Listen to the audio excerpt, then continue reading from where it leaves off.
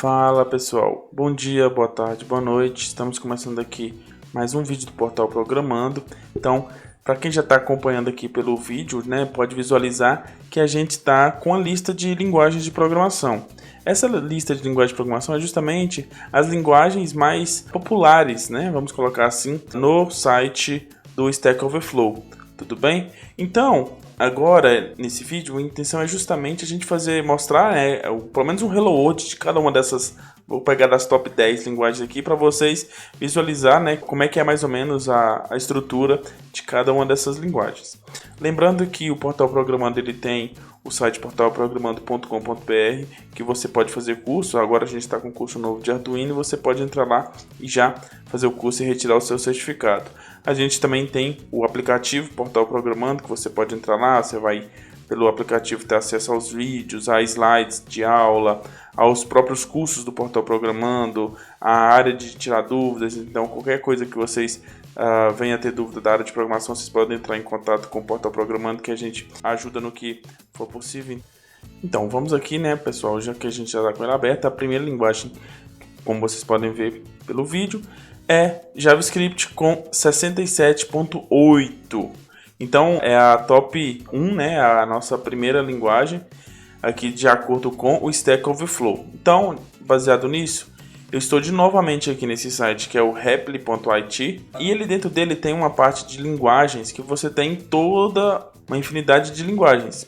E aqui a gente pode ter acesso a essas linguagens. E a ideia aqui é justamente a gente olhar lá e vir aqui e ver o exemplo de utilização, porque aí você não precisa de instalar nada na sua máquina, você não precisa de nenhuma configuração especial, simplesmente entra no site, ele é grátis, e você, para fazer esses testes, você não precisa nem ter o cadastro, dá para fazer direto. Então vamos aqui para a primeira, que é a JavaScript. Pesquisei aqui, ó, JavaScript, ele já vai abrir para mim um projetinho com o JavaScript.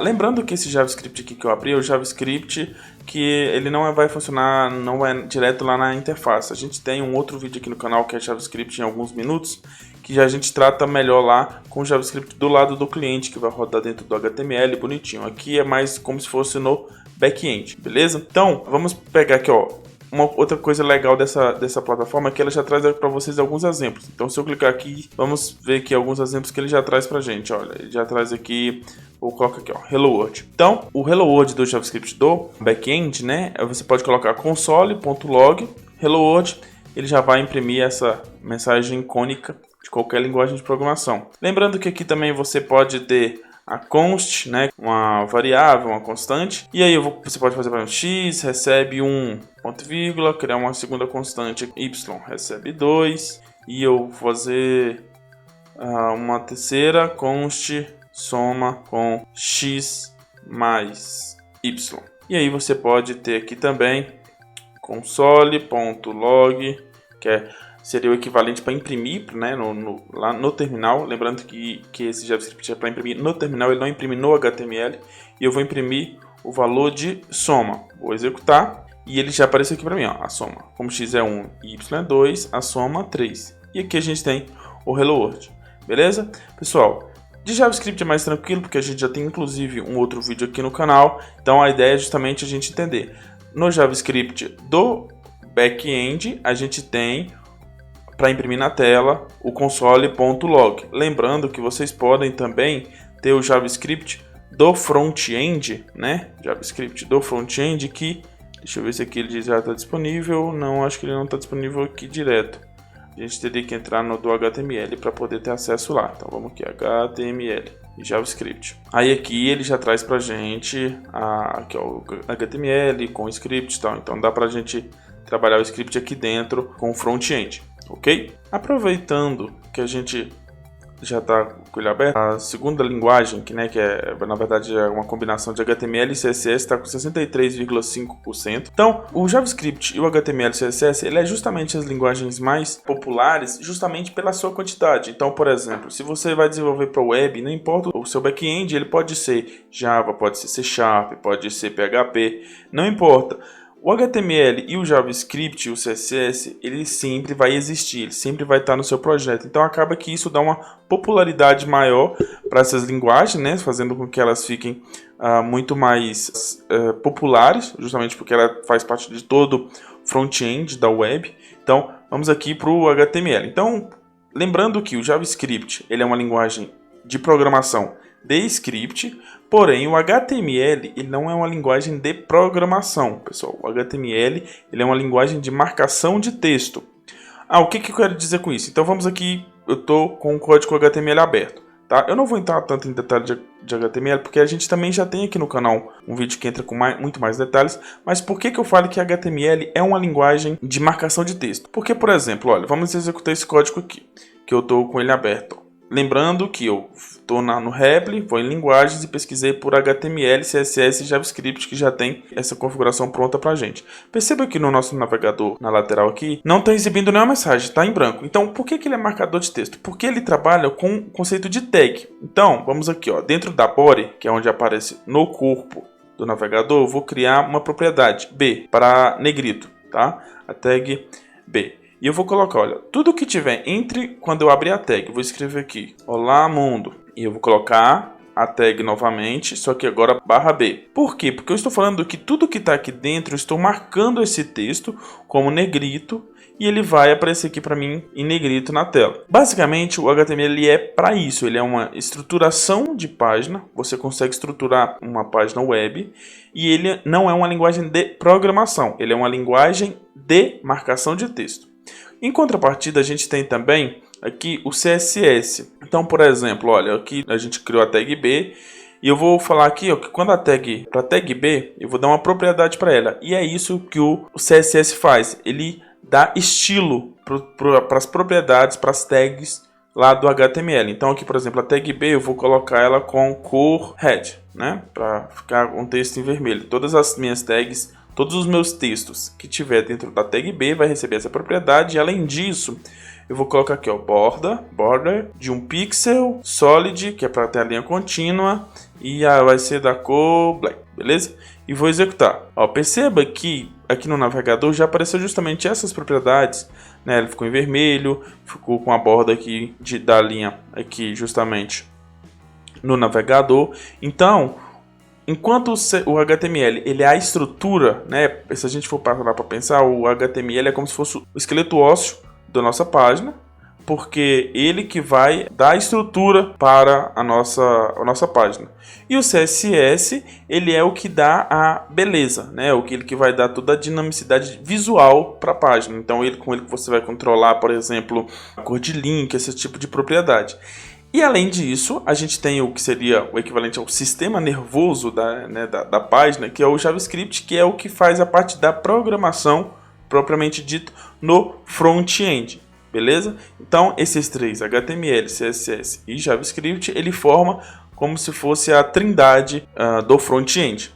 Então, continuando aqui, na terceira posição a gente tem o SQL. Bem, o que é o SQL, né? O SQL é uma linguagem muito utilizada nos bancos de dados relacional, né? Por isso a gente tem o SQL. Aqui na nossa ferramenta no REPL, a gente tem apenas o SQLite, mas dá para a gente ter uma ideia geral de como que vai funcionar, né, a programação, justamente porque a estrutura ela é basicamente a mesma, tá bom?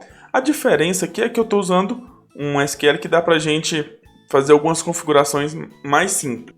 Então vamos pensar aqui, ó. Para quem já sabe de banco, né, eu não vou entrar em tanto detalhe porque não é a intenção do vídeo, mas vamos lá. Olha, o que está sendo feito aqui? Primeira coisa, eu estou criando uma tabela, né? Segundo, eu estou inserindo valores nessa tabela, tá bom? Então eu estou inserindo, ó, criei a tabela com 3 colunas, nome, aqui ó, algumas propriedades de altura, primeira vez que alguém subiu. Então é uma tabela de montanhas que tem o nome, a altura dessa montanha, a primeira vez que alguém conseguiu atingir lá o seu topo. Depois é feita as inserções, ou seja, a montanha no Monte Everest, qual é a altura dela, a primeira vez que alguém subiu. Aqui na outra linha, Kilimanjaro, né? E assim por diante, a gente tem uma série de montanhas. Depois eu faço esse print aqui, é justamente para imprimir, vai imprimir aqui no navegador, e faço o select. O que é esse select, para quem ainda não domina banco? É como se fosse a busca, é como se você falasse, olha, eu quero que encontre para mim a média, esse AVG aqui é a média da altura de todas as montanhas, né, da tabela montanha. E nessa segunda aqui eu estou falando que eu quero tratar esse select. Mas vamos para esse primeiro aqui. Mas eu vou executar. Para primeiro ele mostrou justamente a média, né, das alturas das montanhas. Nessa segunda ele está mostrando, né, justamente uma média de subidas, né, por século. Então ele faz esse cálculo aqui. Mas o que eu estou querendo mostrar para vocês é justamente isso. Essa é uma linguagem que o SQL ela é uma linguagem especificamente para bancos de dados estruturados. Por que bancos de dados estruturados, né? Porque a gente tem aqui a criação de tabelas, bancos de dados relacionais. Por quê? Porque você tem que relacionar as tabelas. Então você cria uma tabela, você relaciona com outras tabelas e como que os dados vão se relacionar nessa estrutura relacional que a gente coloca quando a gente está ensinando a parte de banco de dados, beleza? Então, como banco de dados, né? Novamente, independentemente se você está fazendo um aplicativo, a próxima linguagem é uma linguagem que a gente muito popular também, né? Que é o Python. E ele está aqui ocupando com 41,7%. E a gente também já tem um vídeo aqui, inclusive ele é o primeiro link aqui do Repli.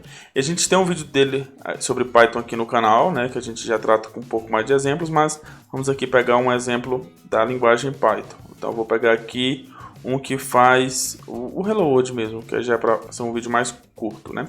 Lembrando que a gente tem um outro vídeo aqui que Python em alguns minutos que trata com muito mais facilidade. Uma coisa legal do Python, pessoal, é que o Python você consegue escrever código nele de forma muito mais simples. Então, por exemplo, um for nele, olha, eu falo que eu tenho um for em um range 5. Vamos executar aqui, só para vocês entenderem qual que é essa diferença. Olha, ele imprimiu o número então, se o range é 5, ele começa em 0, 1, 2, 3, 4, porque ele imprimiu 5 vezes o laço de repetição. Então, o Python, eu não precisei de criar uma main, eu não precisei de importar classe, eu simplesmente escrevi o que eu queria que ele fizesse.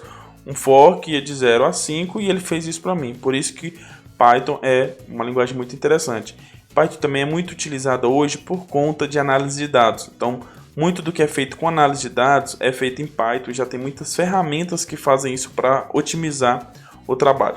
Por isso está aqui no nosso topo. Se você está fazendo um sistema web, se você está fazendo um sistema desktop, sempre é importante ter banco de dados, por isso que o SQL acaba sendo essa linguagem popular e está aqui ocupando a terceira posição. Beleza? Vamos para a próxima.